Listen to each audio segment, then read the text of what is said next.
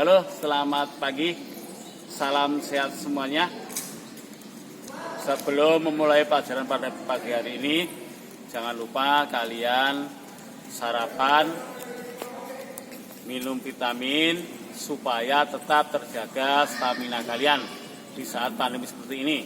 Ya, semoga pandemi ini segera berakhir, lalu kita bisa bertemu kembali di sekolah seperti sedia kala. Tentu kalian sudah sangat rindu ketemu teman kalian atau bapak ibu guru yang dari sekolah. Bapak akan tunggu. Nanti sambil menunggu panen mangga di SMP ini sebentar lagi akan matang. Oke? Pagi ini kita akan mempelajari bab 2, transaksi keuangan perusahaan jasa. Apa itu transaksi keuangan perusahaan jasa? Oke, coba perhatikan.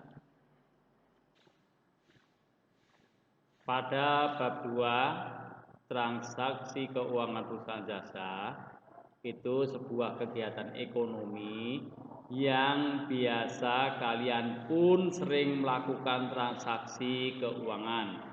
Ya. Contoh kalau kalian misalnya membeli pulsa, membeli baju, membeli HP, itu sebuah transaksi keuangan juga ya. Contoh di sini misalnya Ibu Amin membeli 1 kg gula pasir di supermarket. Setelah membayar, maka Ibu Amin akan mendapatkan struk yang diberikan dari seorang kasir. Nah, dari sini sudah mengungkapkan adanya sebuah transaksi kecil. Kalian pun dalam kehidupan sehari-hari, mama, papa kalian atau adik kalian atau kalian sendiri, hampir tiap hari melakukan transaksi. Misal pesan makanan melalui GoFood dan seterusnya, kalian menerima barang tapi uang kalian berkurang dan kalian ada bukti bahwa kalian sudah melakukan transaksi ya.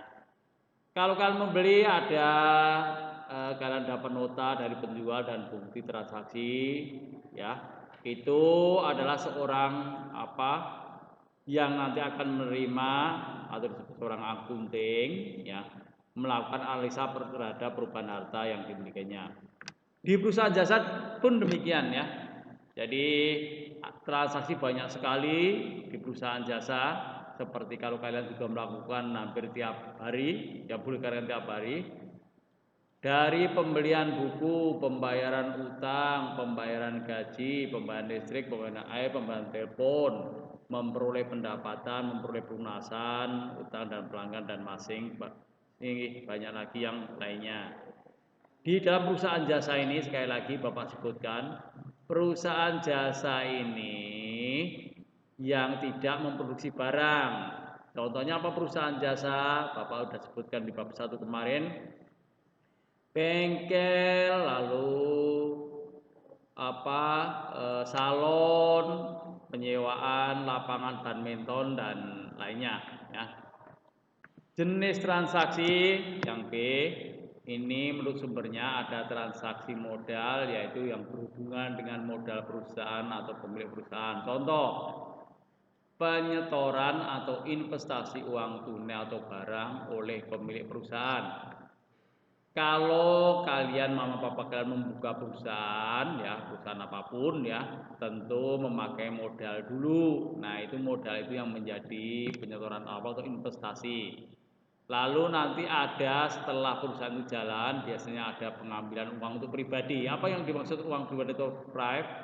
Uang yang tidak ada hubungannya dengan perusahaan. Misalnya perusahaan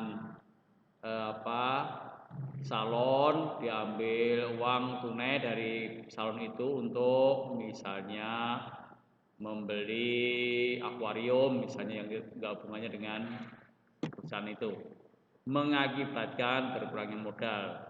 Lalu ada pembayaran gaji, listrik, telepon, pulsa dan seterusnya.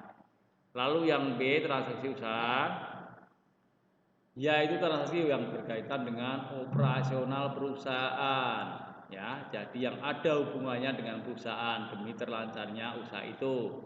Contoh pendapatan ya, kalau salon tadi pendapatan, kalau ada yang potong rambut kan pendapatan ya, lalu penjualan pembelian barang untuk perusahaan industri, pendapatan diterima muka, pendapatan yang belum diterima. Ya, oke. Lalu dua, transaksi menurut pihak yang melakukannya, transaksi intern atau kejadian. Ya, ini terjadi di dalam perusahaan ini ya, ini yang terjadi dalam perusahaan. Misalnya pemakaian perlengkapan, penyusutan aktiva tetap, pembayaran gaji, pemberian reward karyawan berprestasi, dan pemberian uang pensiun. Transaksi ekstern yang terjadi di luar perusahaan, membeli, berarti membelikan perusahaan harus membeli di luar, tidak di perusahaan tersebut. Pendapatan didapat karena memang menjual atau memberikan jasa kepada pihak lain. Lalu penjualan, ada penjualan dan pembelian. Oke. Bukti transaksi, itu ya, banyak sekali bukti transaksi yang dipelajari pada bab 2 ini ya. Setiap transaksi baik intern maupun ekstern harus disertai bukti-bukti transaksi tertulis. Karena bukti-bukti yang tertulis merupakan dasar utama dalam pencatatan akuntansi. Bukti transaksi yang telah terjadi akan dianalisa sehingga akan mengakibatkan perubahan posisi keuangan perusahaan baik secara langsung maupun langsung. Buktinya apa? Itu merupakan manfaat bukti transaksi ini merupakan bukti tertulis ya. Kan kalau kalian membayar uang sekolah ada bukti transaksinya itu ya. Kalau hilang nanti juga repot sendiri. Pertanggungjawaban atas pelaksanaan transaksi ya. Ini lalu macam-macam untuk transaksi. Kwitansi adalah suatu tanda bukti pembayaran sejumlah uang yang dibuat oleh penerima uang dan diserahkan kepada pihak yang membayar. Bagi pihak yang mengeluarkan, kwitansi akan dicatat dalam akun kas sebelah debit. Sedangkan bagi pihak yang menerima kwitansi akan dicatat dalam akun sebelah kredit. Mengapa demikian? Karena bagi penerima uang dapat dikatakan sebagai penjual, sehingga apabila penjual menjual barang dan jasa, maka akan memperoleh pendapatan berarti kas penjual bertambah. Demikian juga bagi pembeli akan mengeluarkan uang untuk barang atau jasa. Perhatikan contoh kwitansi. Kalau kalian membayar uang, ya, Bu Maya atau Pak Maman nanti akan menuliskan. Misalnya namanya Albertus, telah diterima dari Albertus. Sejumlah uangnya misalnya 500.000. Misal di sini tulis untuk pembayaran uang sekolah bulan Agustus 2020. Ya. Lalu sudah ini Karawang 20 Agustus 2020, di sini ada tanda tangan Bu Maya. Ya, ada tangan Bu Maya, nama Bu Maya atau Pak Maman. Ya, sebagai TO. Ini nanti kalau ini ditulis nomor oleh Pak Maman sama Bu Maya telah terima dari siapa tadi Albertus, uang pembayaran sekolah tulis di sini sejumlah ini, sejumlah 500.000. Ini dipotong, yang panjang ini nanti dikasihkan kepada kalian untuk kalian yang membayar. Ya, ini disimpan oleh penerima uang atau dalam hal ini Pak Maman atau Bu Maya. Itu contohnya. Oke. Lalu untuk nota adalah suatu bukti untuk pembelian atau penjualan secara tunai. Secara tunai ya, cash secara tunai yang dikeluarkan oleh pedagang eceran. Bagi pihak yang mengeluarkan nota akan dicatat dalam perkiraan akun kas sebelah debit, sedangkan bagi pihak penerima akan dicatat dalam akun kas sebelah kredit. Ini contohnya ya. Misalnya ya, ini apa? Kalian namanya Albertus lagi ya. Albertus membeli beberapa barang di sini. Ini nanti tulis Karawang misalnya tanggal 21 Karawang 21 Agustus 2020, di sini Tuan Albertus. Banyaknya barang berapa? Misalnya 5 atau 10 kilogram. Di sini tertulis beras. Harganya ini berapa? 1 gramnya. 1 gram itu berapa? 3 kali 10 cuma sini. Ya. Lalu kalau ada perincian lagi, misalnya ada gula, kopi dirinci di sini. Nama barangnya gula, kopi berapa kilo, misalnya seperti itu, ya. Lalu total jumlahnya berapa? Hormat kami adalah yang menjual, misalnya yang menjual namanya Pak Nandang. Pak Nandang ini sebagai penjual beras misalnya. Ini tanda tangan Pak Nandang. Lalu ini tanda tangan yang terima tadi ya, Albertus. Ya, Albertus ini kasihkan ke Albertus. Ya, itu nota. Faktur, invoice.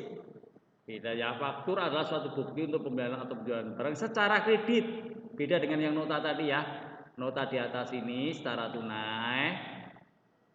Kalau faktur itu secara kredit atau ngutang, ya, kredit ngutang yang dikeluarkan oleh pihak penjual bagi pihak yang melakukan faktur akan dicatat dalam akun utang sebelah kredit. Ini utang. Contoh faktur tanggal 20 Agustus 2020 kepada, ini faktur yang akan diberikan kepada Ibu Jupe, misalnya Ibu Jupe ya, tanggal 20 Agustus 2020 kepada yang tempat Ibu Jupe di Karawang, misalnya seperti itu ya. Lalu banyaknya berapa, sama dengan yang nota tadi, misalnya 100 kilogram nama terigu, misalnya harganya 10.000 1 gram, berarti di totalnya 1 juta. Lalu sebutkan barangnya lagi, apalagi kalau terigu misalnya mie, ya mie 5 plastik mie. Nah, 5 plastik nih contohnya ya. Lalu di sini ada nama mie merek Galaxy misalnya, harganya 5.000. Kalau untuk 10 ya 10 plastik berarti dikalikan 5.000 hasilnya ini. Lalu ditotal di sini. Hormat kami yang punya toko yang jualan terigu, jual mie tadi, siapa namanya? Misalnya yang jualan terigu itu namanya Pak Agung. Tulis di sini Agung, tanda tangan. Ya, di sini Ibu Jupe. Oke, itu yang faktur ngutang. Lalu untuk cek adalah suatu surat perintah pembayaran dibuat oleh pihak yang mempunyai simpanan di bank, ya. Artinya yang membuat cek itu orang yang mempunyai simpanan di bank agar bank membayar sejumlah uang kepada pihak yang namanya tertera dalam cek tersebut. Bagi pihak yang mengeluarkan cek akan dicatat dalam akun kas sebelah kredit, sedangkan bagi pihak yang menerima cek akan dicatat dalam akun kas sebelah debit. Pihak yang mengeluarkan dan menandatangani cek disebut penarik. Bank yang membayar sejumlah uang untuk suatu cek disebut tertarik. Pihak yang menerima pembayaran cek disebut penerima. Contoh cek. Nah, ini ya. Ini misalnya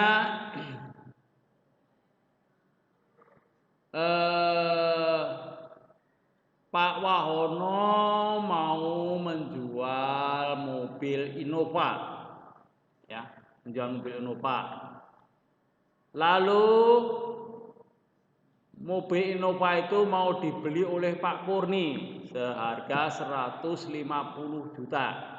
Maka karena Pak Wahono punya simpanan di Bank Artagraha ini, ya. Maaf, bukan Pak Wahono, Pak Kurni ya. Pak Kurni yang punya Bank Artagraha ini akan membayar Innovanya Pak Wahono dengan cek Bank Artagraha ini. Lalu ditulis di sini kepada Wahono, gitu ya. Atau kepada Wahono sesuai dengan KTP, ya. Sesuai dengan KTP, nama KTP Pak Wahono di sini Wahono. Lalu tanggalnya misalnya pembayaran tanggal 20 Agustus 2020. Beli Innovanya.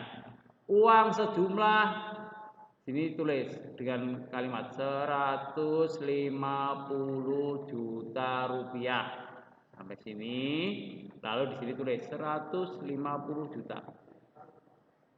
Ini tanda tangan, ada jamnya, tanda tangan, nama ini nama Pak Kurni, Stefanus Kurniawan sesuai dengan KTP.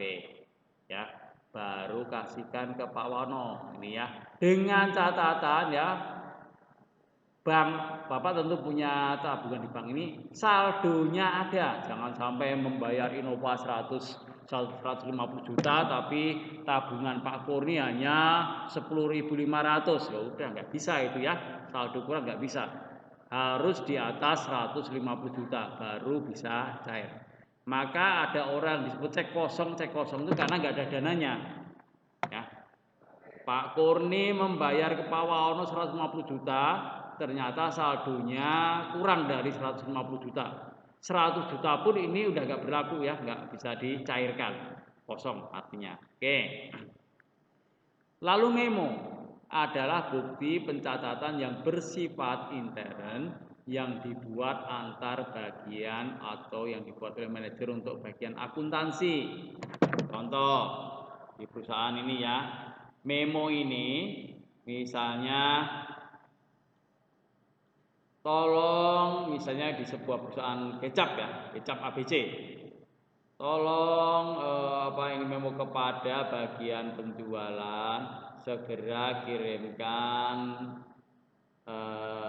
ABC kecap ABC 1 kontainer ya ke rumahnya Ibu Agnes misalnya, karena Bu Agnes juga penjual kan, penjual ini ngasih memo ke Bu Agnes dengan perumahan di Kerawang misalnya ya. Bisa kalian lakukan ya, transaksi yang biasa kalian lakukan, yang kalian sering menerima bukti pembayarannya ya. Kalau dalam hal ini dalam perusahaan jasa ini yang pertama adalah kwitansi yang bentuknya seperti ini, ada warnanya biru, kuning dan seterusnya ya. Bentuknya seperti ini. Lalu untuk notanya itu ada di setiap toko ya, membeli es krim kalau di toko kelontong, gula, pasir, ini pasti ada nota seperti ini. Dan dikasih cap sebagai tanda terima resmi ya, resmi. Karena kalau palsu itu berarti salah. Lalu faktur. Faktur bisa bermacam-macam tapi intinya seperti ini ya. Ini tadi uang segitu baru boleh misalnya dibayar 1 bulan kemudian atau 2 bulan kemudian, tergantung perjanjian antara penjual dan pembeli. Lalu cek yang Bapak sebutkan tadi, ada orang yang mempunyai dana di setiap bank, bisa BCA, BRI, BNI bisa ini ya. Ini cek. Lalu memo adalah surat biasanya dari manajer untuk bagian akuntansi atau yang tadi ya, pengiriman barang. Lalu memo untuk pembayaran tolong dibayarkan ke bagian akuntansi. Tadi pengiriman ya nggak apa-apa, kan sebuah memo juga sebenarnya ya. Untuk manajer ke bagian akuntansi tolong bayarkan, atau kepada bagian akuntansi bayarkan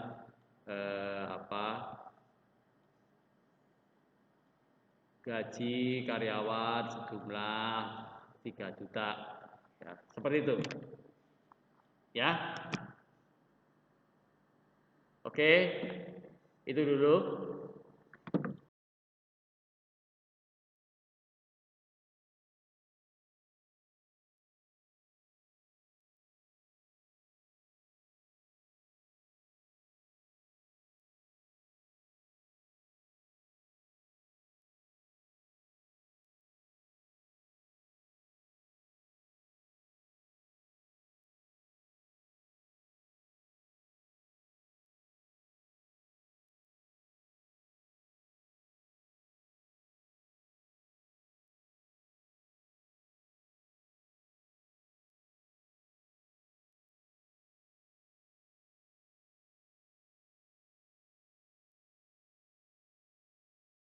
Terima kasih atas perhatian kalian semua.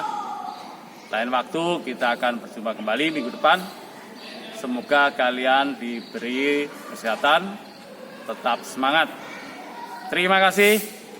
Selamat pagi semuanya.